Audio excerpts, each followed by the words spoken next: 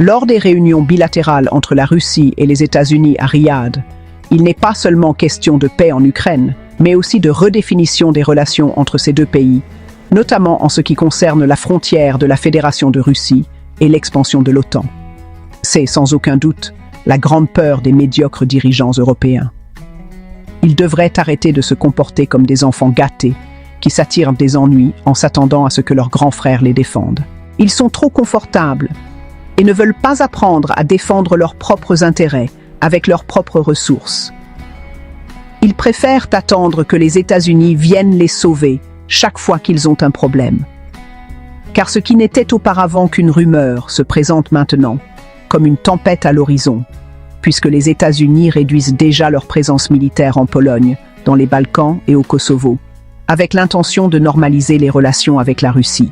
Les médias européens ont d'abord hésité, mais maintenant l'idée semble plausible. Selon le quotidien allemand Bild, ceci est une réponse à la demande russe, contenue dans la déclaration de la place Smolenska de décembre 2021, où il est affirmé que la Fédération de Russie et les États-Unis doivent agir sur la base des principes de sécurité indivisible et égale et ne pas compromettre la sécurité mutuelle. Et cette déclaration est sur la table des discussions de Riyad.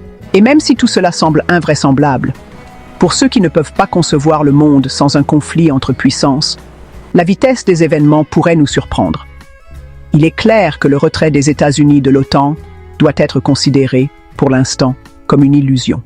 Mais si la Maison-Blanche est réellement disposée à en discuter avec Moscou, dans le cadre du processus de rétablissement de relations normales entre la Russie et les États-Unis, ce serait une attitude véritablement révolutionnaire dans la politique étrangère américaine et réduirait les tensions géopolitiques mondiales.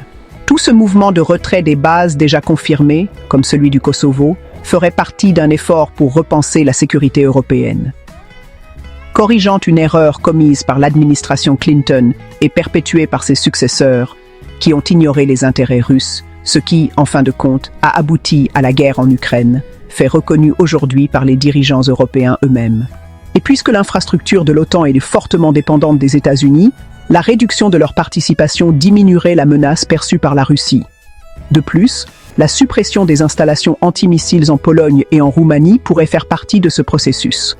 En somme, bien que les rumeurs d'un retour aux fondamentaux de la sécurité européenne puissent être spéculatives, ce scénario bénéficierait à la fois à la Russie et aux États-Unis en réduisant les coûts économiques et les interventions américaines en territoire étranger. Et si l'on ajoute à cela les déclarations sévères des autorités américaines concernant l'Europe, comme celle du vice-président J.D. Vance à Munich, nous pourrions être sur le point d'assister au retour à un système similaire à celui de la guerre froide.